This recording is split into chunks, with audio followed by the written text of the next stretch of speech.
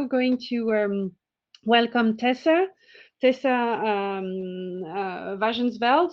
She works at Rabobank, and she's the social media lead at Rabobank. So Tessa is responsible for the corporate social media channels and the employee advocacy program. Welcome, Tessa. And that's good because Tessa's always been interested into human behavior, and that's the core of a business to that. So Tessa is going to share with us a case study, and of course, I invite you to also ask all the questions you want on the chat. And the name of the session is called "People Relate to People, Not to Brands." So Tessa, I leave you the floor for around 20 minutes, 15, a little quarter. Okay? Thank you, Tessa. And perhaps people relate to people and not brands is a bit we're going to discuss this, and that's of course good. I'm going to share a presentation, and it will be short because I'm really going to advocate for interactions, because social media platforms are meant to be social, with interactions with others. And thank you for the introduction. I will start right away with presentation. And we just discussed the COVID impact on businesses, and I think what was already happening, some businesses were already more digital. And to be honest, if I look at the banking industry, I think we all have our bank in our phone, in our pocket. So we didn't need to go to the office anymore. And that was already happening. So people weren't going to the offices anymore to go to have some banking issues, etc. So we already saw that they were changing. And as a Rabobank, we were always close to customers. And that is why we started a new program. In Dutch, the new near. So we created a program around our employees to become closer to our customers.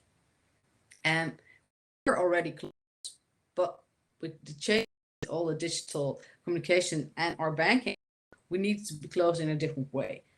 And what we recognize as an employee, our most important asset are our employees.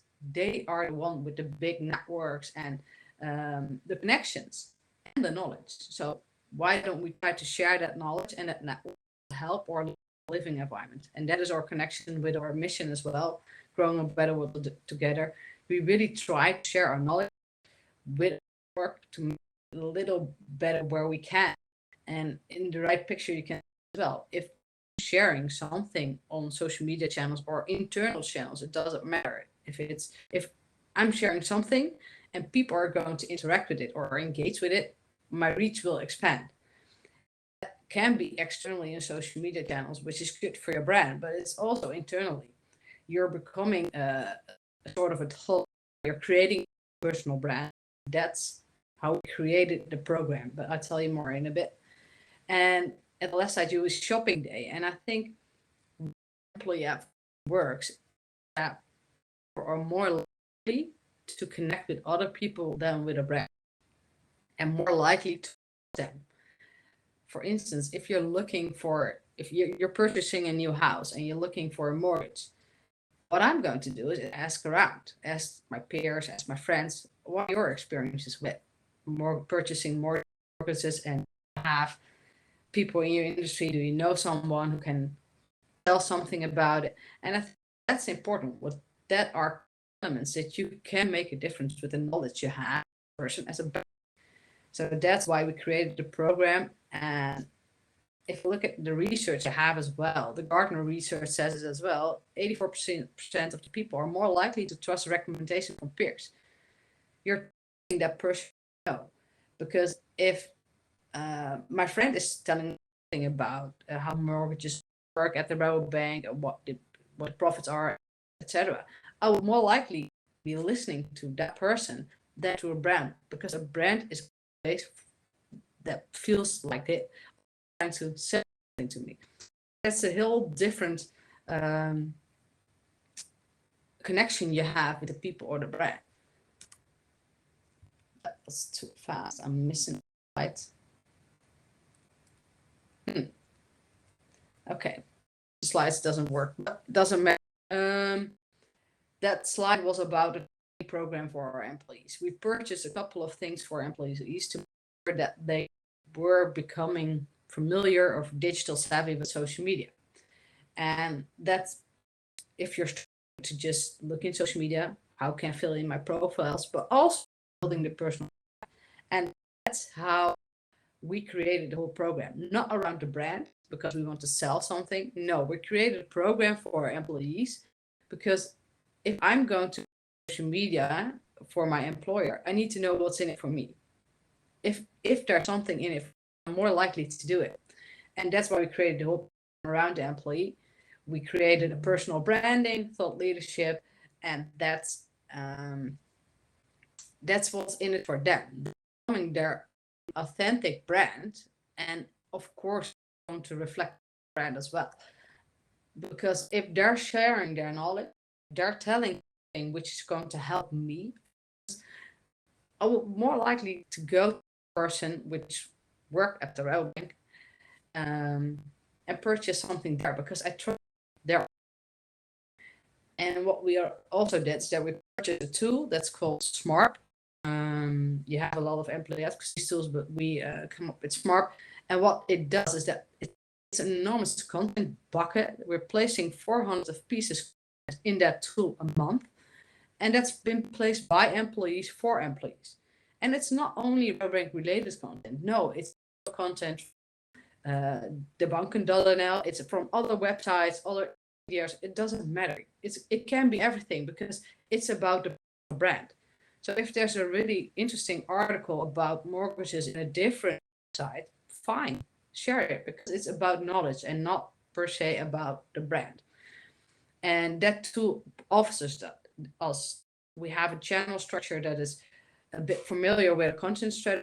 It needs to be in our line of what we do as a company, and that's why we build in the channel structure, and everyone can place content in it. And what I've done is that in every channel we have a of a channel manager who is putting the content.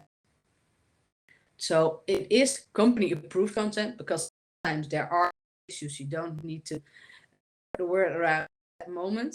And you have, of course, the rules, which are important because it's going to reflect brand, but we're providing them with content in Smart, which they can use, and they know it's good because we saw that a lot of employees were willing to share their, yeah, of course, they were willing to share something about their knowledge about the company or something interesting what is going to help the network, but they didn't know if it was good content.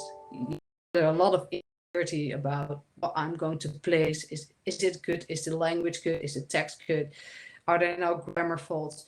And that's why we purchased Smart, and that's really helpful for our employees because we saw the adoption went way higher with COVID as well because people weren't going to physical network meetings as well, but they could be closed via social media.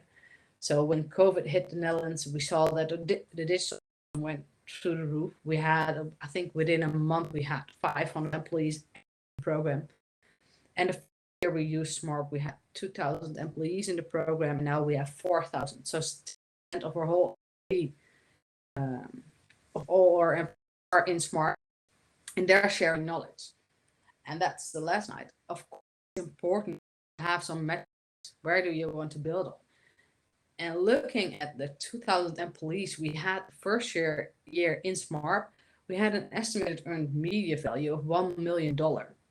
And that means that those 2,000 employees were able to get estimated earned media $1 million. That's a lot. And it's just from employees. So it's not many. They did in the benchmarks from LinkedIn. For instance, LinkedIn is the most expensive social advertising platform. The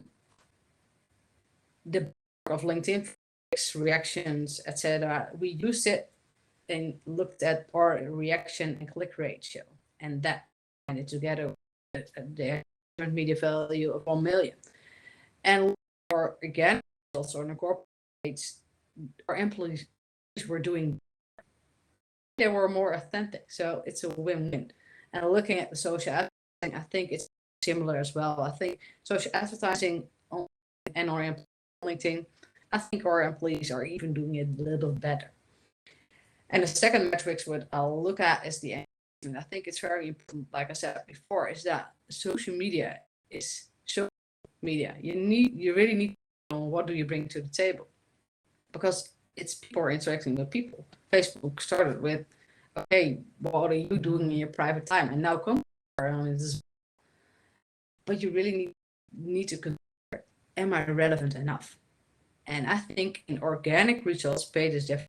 Organic, it's very important to look at the engagement. Am I relevant enough? Are people willing to communicate with me on the platforms? If not, people are just scrolling content that perhaps not interesting. So that is just in a nutshell what we do in employee advocacy. The tooling which we're using is SMART, and we created with Merkle, our social media agency. We created a whole program for every employee. And I'm just interested, perhaps you have some questions. I'll stop sharing the presentation. Yes, Tessa, we have a question. How do you measure the return on investment on engagement? Yeah, the engagement is like that LinkedIn has benchmarks for interactions, for clicks, CRs, the engagements, the reactions, the shares. And those benchmarks, we amplify it with the reactions and we have. And that is our estimated earned media value. If we had purchased the same amount of that value, it should have costed us $1 million last year. So I hope this is your question. Very clear, thank you. I want to thank also Caroline Mitchell, who has made a chat on the. She's saying that on this subject, where the organization or the brands, etc., they're not related to people. It's only the people who relate to people. It's the title of your presentation, and then she said that a friend of her has written a book on this, and the name of the book is "Organizations Don't Twit, People Do." And so it is, and she shared with us the presentation of the book.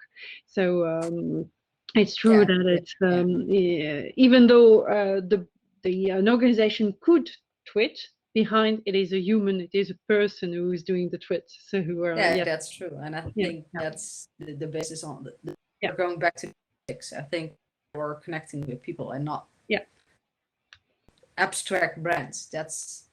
It is a question of trust behind also.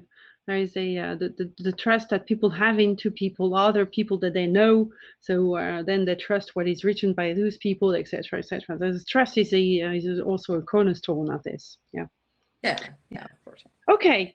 Well, is there any other questions? No? Well, thank you very much for your presentation, Tessa. It was really interesting.